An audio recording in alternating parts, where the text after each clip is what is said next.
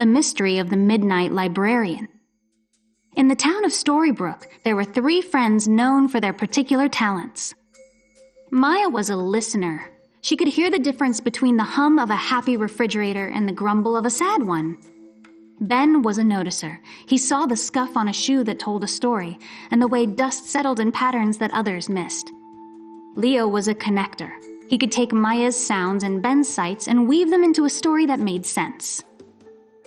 Their favorite place was the Storybrooke Library, an old building with stained glass windows and the smell of lemon polish and old paper.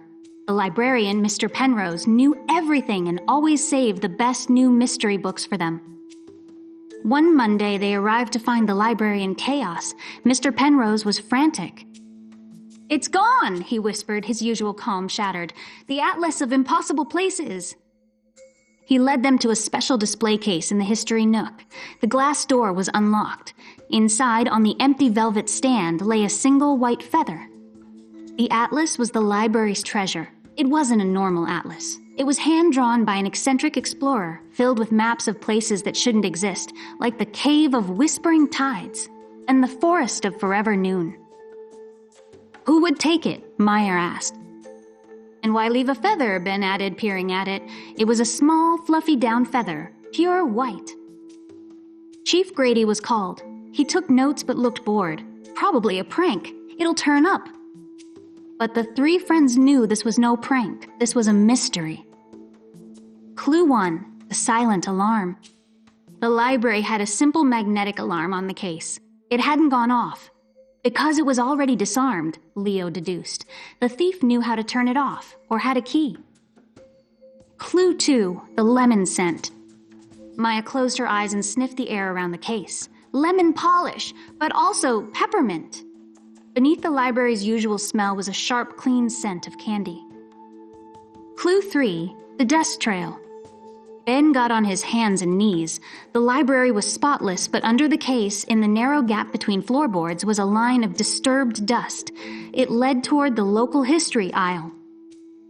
They followed the dust trail to a bookshelf full of heavy town records.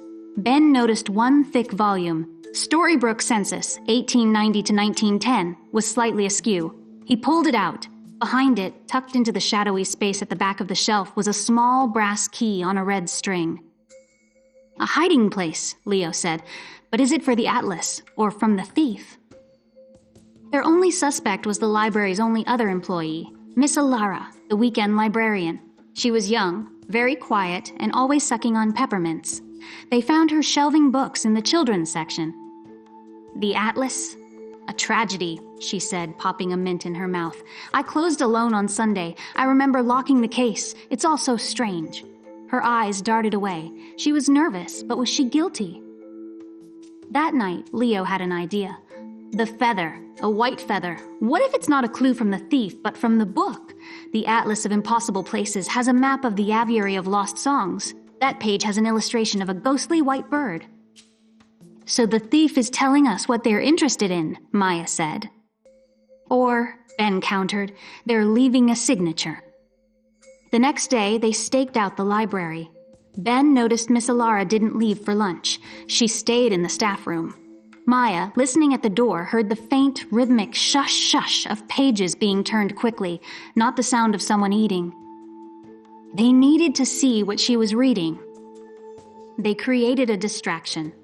Leo asked Mr. Penrose a long, complicated question about whale migration at the front desk.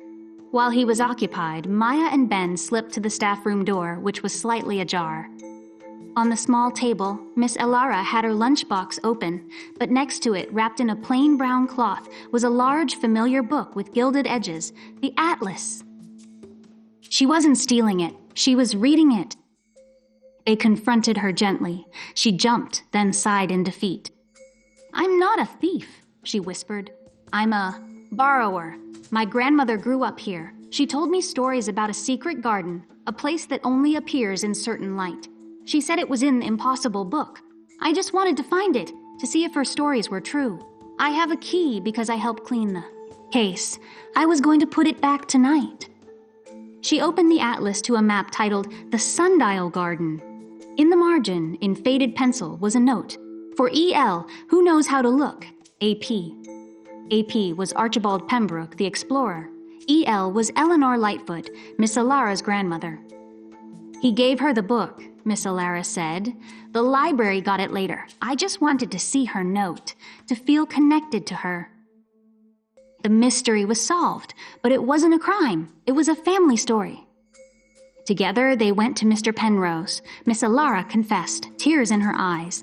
To their surprise, he chuckled. Eleanor Lightfoot. She was a legend. She helped Pembroke verify half the same possible places were real.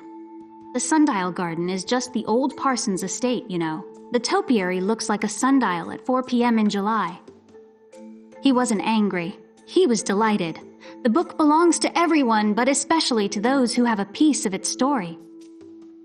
He made a new rule. Every Sunday, Miss Alara would host Impossible Places Story Hour, reading from the Atlas and telling her grandmother's tales.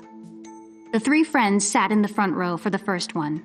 As Miss Alara read, Leo connected the dots. Ben noticed the happy shine in her eyes, and Maya listened to the wonderful new sound of a story being shared, not stolen. They had solved the mystery, and in doing so, they hadn't found a thief, but a lost chapter, which they decided was the very best kind of find. The end.